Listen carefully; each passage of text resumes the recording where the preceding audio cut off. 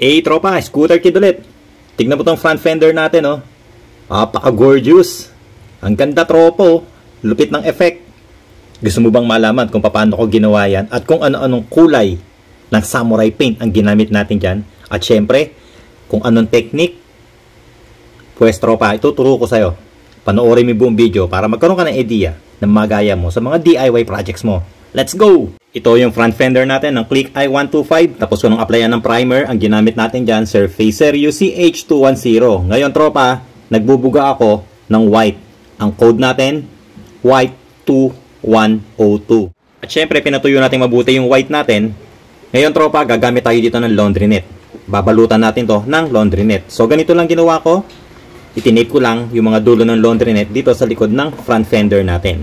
Kaya naman ngayon, pwede na tayo magbuga ng isa pang kulay. So ngayon bubugahan natin to, tropa. Ang gagamitin natin, Sparkling Silver 391701.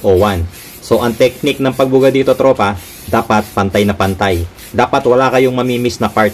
Na sa ganon, kapag tinanggal na itong laundry net natin, swabing-swabe yung design.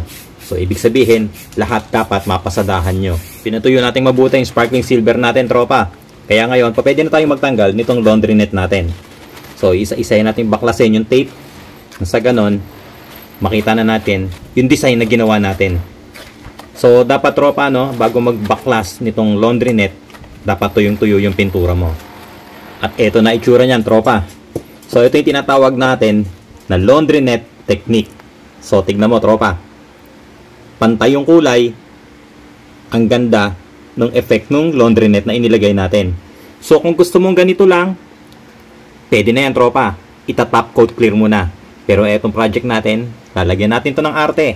So, mag-airbrush tayo ngayon. At gagamit tayo ng tatlong kulay. Tatlong candy colors to para magawa natin yung titanium colors. Then, eto na yung airbrush na gagamitin ko. Ito yung mga canister ko. Isinaling ko lang dyan yung mga samurai paint na gagamitin natin para magamit natin sa airbrush. At may mga tropa na nagtatanong paano ko raw nagagamit yung samurai paint sa airbrush. Ganito lang ginagawa ko, tropa. Ini-spray ko lang dito sa takip mismo ng spray can ng samurai paint na sa ganon makaipon ako ng pintura. Kunti-kunti lang to. Ibig sabihin, tsatsagain mo lang, tropa. Anyway, sa airbrush, konti lang naman yung ginagamit na pintura. So, ganyan lang, tropa, no? So, sa mga nagtatanong, eto, tropa. Alam mo na. Alright, gawin na natin itong titanium effect natin. So, una natin gagamitin, Marine Blue Y139. Ito yung candy blue. Tapos, susundan natin ng manipis na Brilliant Red Y138. Ito naman yung Candy Red.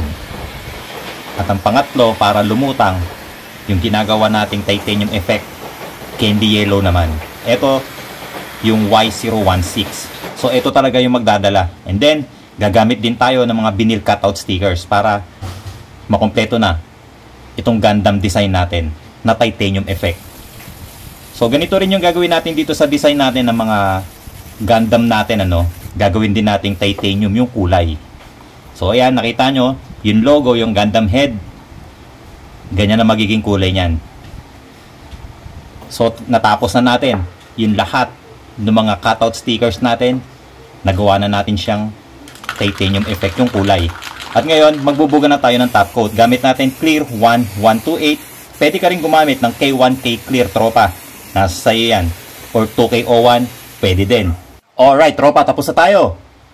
Eto na yung proyekto natin. Nakagawa na tayo ng laundry net effect. Nakagawa rin tayo ng titanium effect. Tapos nilagyan natin ng design ng Gundam. So, ayan, tropa. Ganyan lang kasimpleng gumawa ng mga ganitong design. So, syempre, samurai paint. At syempre, gumamit din tayo ng airbrush para magawa natin yung titanium colors. Hindi kasi kaya yan ng spray can, tropa. Kailangan talaga airbrush dahil manipis na manipis yan. So, ayun, tropa. Ano masasabi mo dito sa proyekto natin? Comment mo lang sa baba. At shoutout nga pala sa lahat ng sumusuporta sa Scooter Kid. Syempre, big shoutout sa Samurai Paint Philippines. So, paano, tropa? Kita-kits na naman tayo next video. Ride safe palagi. Peace!